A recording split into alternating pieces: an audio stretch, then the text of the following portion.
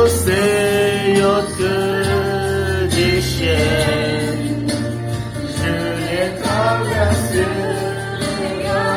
avec toi, Père, tu domines les tempêtes, je suis tranquille.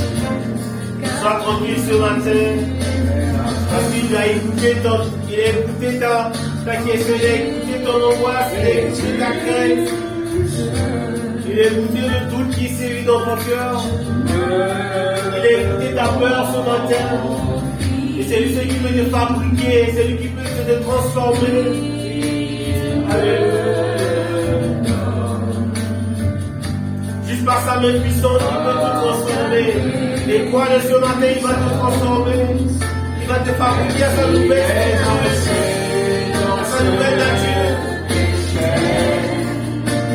Je vais traverser avec toi. Il ne va pas te laisser seul dans ta peur. Il va t'aider, il va t'accompagner à traverser ce moment. Si tu es sérénie, si tu es malade, si tu es fatigué, si tu as peur, si tu es accéléré, dis-toi que ton Dieu est là ce matin, il va t'accompagner dans ce moment difficile. Alléluia.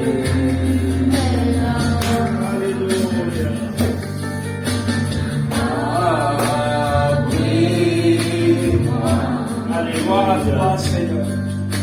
Sous tes ailes, Couvre-moi, Seigneur.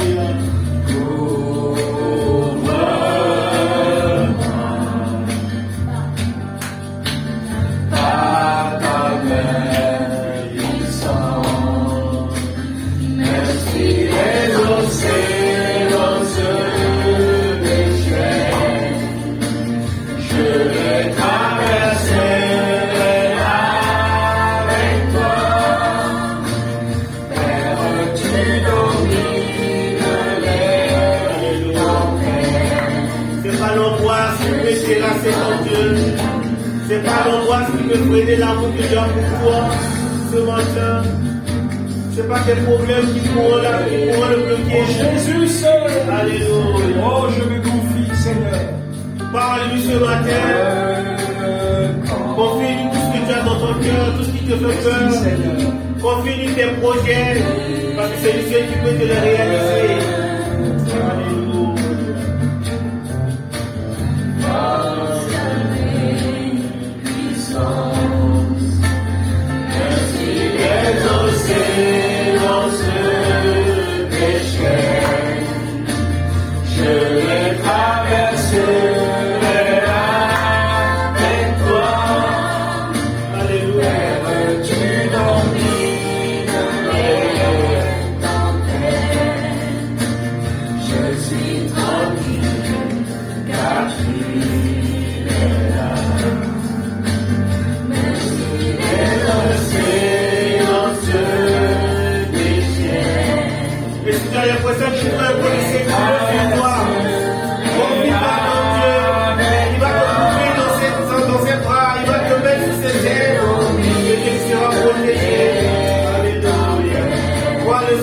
Il est capable de protéger. Confie-toi en lui ce matin. Fais-lui confiance ce matin. Je suis tranquille, car tu es là. Merci, Père. Quelles que soient les tempêtes, tu es là. Alléluia. Je suis tranquille. Oh, tu nous aides ce matin à être tranquille quand il y a des tempêtes, quand il y a des tourbillons. Que nous comptons sur toi, que nous sachions que tu es là, quel que soit le vent et marées, tu es là, Seigneur. Et tu nous épargneras, tu nous protégeras. Oh, tu nous accompagnes dans des temps difficiles, dans les temps de tristesse, dans les temps c'est lui seul qui peut t'accompagner dans ces moments difficiles. Tu es là, Seigneur. Béni sois-tu, Seigneur. Alléluia. Dans le nom de Jésus. Louange à toi. Nous allons prier pour la parole de Dieu ce matin. Confier le serviteur de Dieu qui va nous apporter la parole. Que le Seigneur le bénisse ce matin encore, que le Seigneur lui donne encore cette sagesse, cette intelligence de conseiller son peuple. Si le Seigneur désire nous parler ce matin, c'est parce qu'il sait que notre cœur désire Parce qu'il sait qu'il y a un besoin ce matin. Et les conseils qui viennent de Dieu, c'est les conseils qui sont vivants. C'est les conseils qui sont vrais. Et c'est les conseils qui vont t'accompagner pour ta vie. Alors que la parole de Dieu te fasse du bien ce matin. Dispose ton cœur à recevoir ce que le Seigneur a préparé pour toi. Alléluia. Amen. Nous laissons la place aux serviteurs de Dieu pour nous accompagner, pour nous donner le conseil de Dieu ce matin.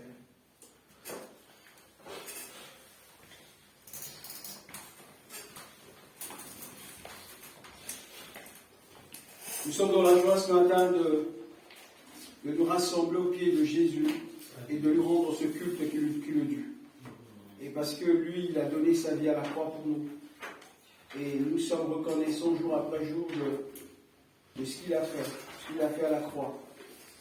C'est pour cela que nous nous approchons de lui pour le louer, pour l'adorer. Avant de commencer mon message de ce matin, je souhaite bonne fête de mère. Je souhaite bonne fête des mères à toutes les mères dans le monde entier. Bonne fête des mères à toutes les mères qui sont dans nos églises. Bonne fête des mères également à ma mère et à toutes les mamans. On vous dit bonne fête ce matin parce que c'est grâce à nous que nous existons et que Dieu vous bénisse abondamment. Et ce matin, j'aimerais partager la parole de Dieu avec vous sur la sérénité. Je ne sais pas, mais le Seigneur a parlé sur mon cœur d'un personnage biblique que j'aimerais partager cette histoire avec vous ce matin. Et ça m'a beaucoup touché quand j'ai commencé à préparer cette prédication pour ce matin. Et j'ai reçu sur mon cœur la sérénité. Et quand je suis parti chercher la définition de la sérénité, c'est là où j'ai compris pourquoi le Seigneur m'a parlé. Et plus tard, il y avait quelque chose qui m'était arrivé, et que le Seigneur m'a déjà préparé à faire face à ce problème-là. Et vous savez que Dieu, avant que quelque chose arrive, il nous prépare déjà. Il ne nous surprend pas parfois. Parfois, le diable veut nous surprendre, mais Dieu le confond toujours. Et Dieu, il m'a préparé, et il m'a donné ce message ce matin de la sérénité. Et tout d'abord, la sérénité, c'est quoi? On dit que c'est un état de calme, de tranquillité, de confiance sur le plan moral. Caractère d'une personne sereine. Et c'est pour cela qu'on va lire ce verset et on va voir dans ce verset qu'il y avait un homme dans la Bible qui a démontré devant une situation difficile la sérénité, la confiance. La confiance non pas seulement dans ce qu'il voit, la confiance en face de cette situation dont il était en train de vivre. Pourquoi? Parce qu'il y avait une invasion qui était là. Vous savez, une invasion toujours amène des gens à avoir peur. Peur de quoi? Peur de la mort. On va rapidement lire ce verset. On va lire 2 Rois chapitre 6. Au verset 8, nous allons lire. Mais je n'aimerais pas qu'on lise ça parce que c'est une autre prédication ici. On commence à verset 8, mais j'aimerais qu'on puisse lire à partir du verset 14. Le roi y envoya une forte troupe de soldats avec des chars et des chevaux qui arrivèrent de nuit, encerclèrent la ville Le lendemain matin, le serviteur d'Élisée se leva de bonne heure et sortit de la ville. Il vit les soldats, les chevaux et les chars qui entouraient la ville. Malheur, mon maître, se cria-t-il, qu'allons-nous faire? Alors vous voyez ici, dans cette histoire ici, la sérénité de serviteur de Dieu, Élisée. Élisée avait son maître, il était le disciple d'Élie. Et comme il était avec Élie, il a appris d'Élie. Il a appris d'Élie à expérimenter la foi. Il a appris d'Élie à avoir confiance à Dieu. Il a appris d'Élie que même quelle que soit la situation qui peut arriver, il faut garder son foi. Il faut être tranquille. Il faut avoir confiance à ce Dieu. Il ne faut pas trembler devant la situation. Il ne faut pas être affolé. Et on voit là, qu'est-ce qui se passe? Il y a l'adversaire qui a fait une invasion qui est là. Mais le problème que je veux partager avec vous ce matin, c'est que lorsqu'on est chrétien, il faut rentrer maintenant dans la dimension surnaturelle pour expérimenter les choses de Dieu. Parce que lorsqu'on vit avec Jésus, on ne peut pas seulement vivre avec la vue humaine, avec ce qu'on voit, ce qu'on touche. Mais il faut qu'on rentre dans le monde spirituel pour expérimenter des choses dans le monde spirituel. C'est pour cela qu'avant de continuer ma prédication, je vais vous amener rapidement dans Hébreux chapitre 11. Hébreux chapitre 11, nous allons lire ce verset très rapidement. Qu'est-ce que la Bible dit? Hébreux chapitre 11 et verset 3. Par la foi, nous comprenons que l'univers a été formé par la parole de Dieu, de sorte que ce qui est visible, écoutez bien ce que la Bible dit, de sorte que ce qui est visible a été fait à partir de ce qui est invisible. Est-ce que vous comprenez ce que je veux dire ce matin? La Bible dit, ce qui a été visible, ce qui devient visible, ce qu'on voit, elle a commencé d'abord dans le monde spirituel.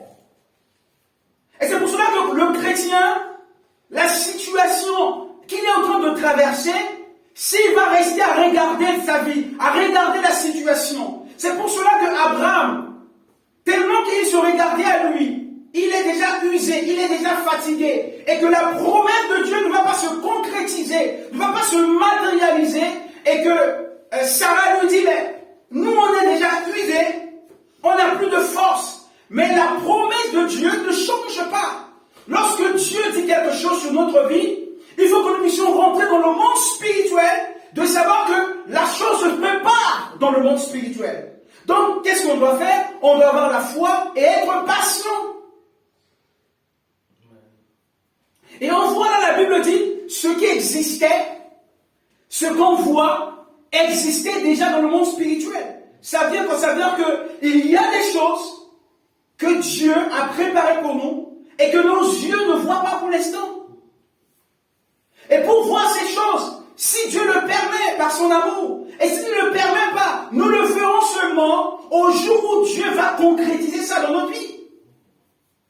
Et c'est pour cela que la Bible nous dit dans Hébreux chapitre 11 verset 3, de sorte que ce qui est visible a été fait à partir de ce qui est invisible.